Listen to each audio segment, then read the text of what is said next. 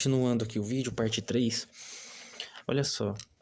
Então, esse livro, ele é o quê? Aqui, ó. Olha só o que tá falando aqui.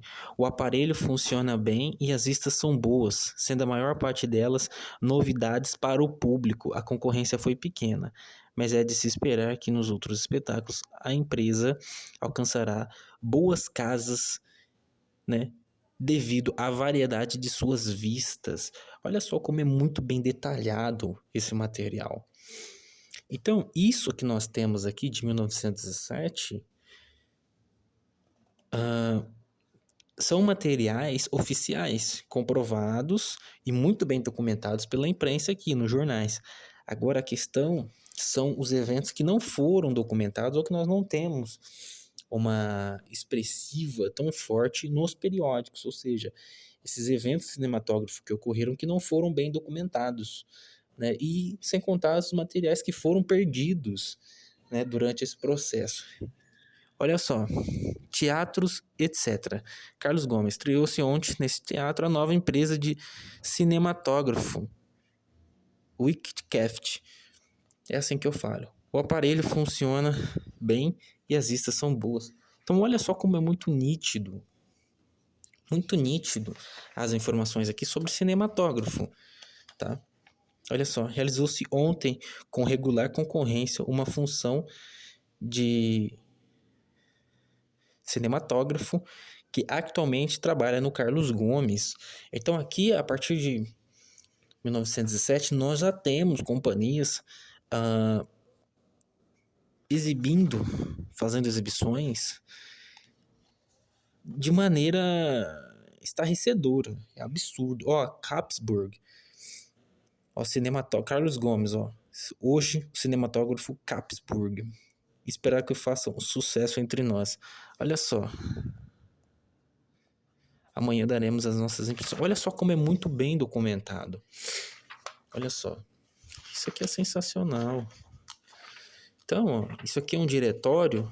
Cada um desses itens que estão aqui é a referência que está aqui, tá, pessoal? Cada um desses itens estão documentados aqui, tá? Tá tudo em ordem isso aqui.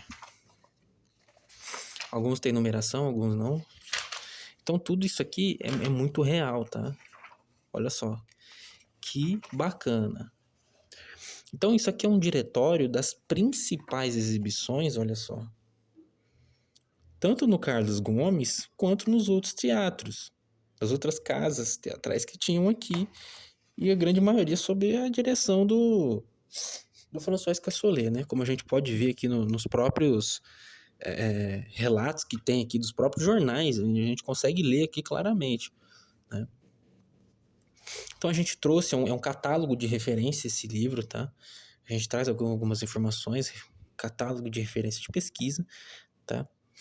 E aqui a gente deixa escrito, esse documento é uma direção para pesquisas sobre os primórdios do cinema em Ribeirão Preto. Esse é o primeiro documento que passa a listar as principais menções de exibições cinematográficas na cidade em vista, né, da pesquisa das afirmações de Máximo Barro.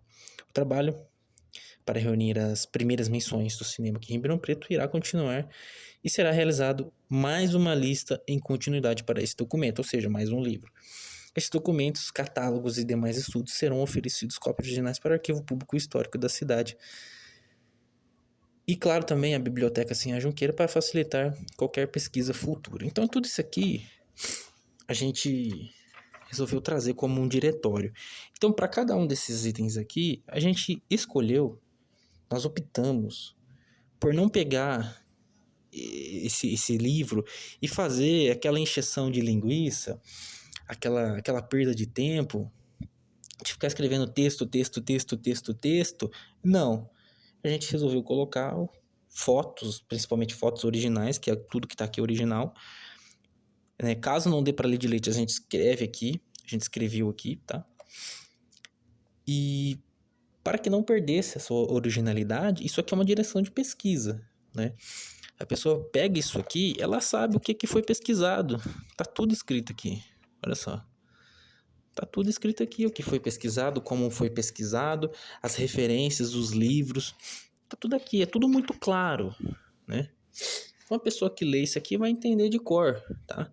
Aqui Eu falo um pouquinho sobre o estudo de Léa Marton, né?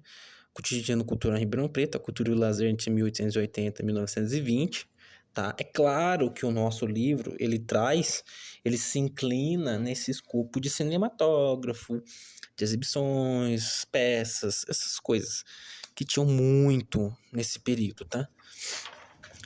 Então aqui, ó, tal. A gente traz um resumo, né, sobre isso, e aqui a gente fala.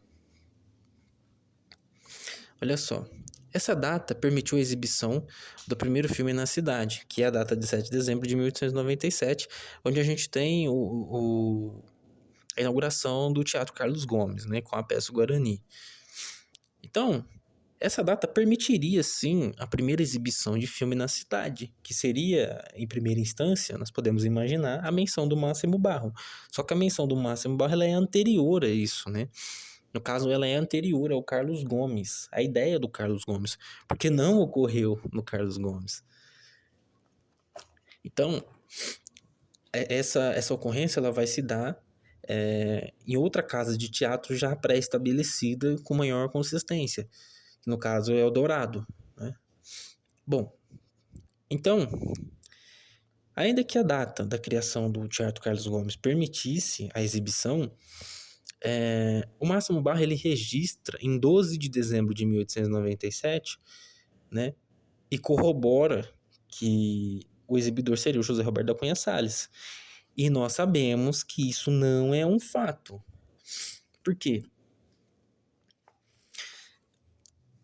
Exatamente nesse ponto, onde nós colocamos aqui, podemos discordar sobre essa menção aonde se atribui ao Cunha Salles a autoria da exibição. Por quê? O Máximo Barro ele não fornece a fonte do ocorrido em Ribeirão Preto nos seus livros. Ele não traz isso. Isso você pode consultar. No final do livro ali, nós temos as referências. Agora, a especificação, por que ele não especificou o exibidor, aonde aconteceu, quando, tudo certinho. A gente sempre teve essa dúvida, inclusive discutimos isso com o pesquisador Ari Bezerra Leite, né? E até mesmo com o Jean Claude Bernadette, nós questionamos, né, sobre essa primeira menção em Ribeirão Preto, dentro do aspecto do José Roberto da Cunha Salles e as menções do Máximo Barro. Ele também não encontrou nada, né, dentro dessa linha de pesquisa. Então, o que acontece?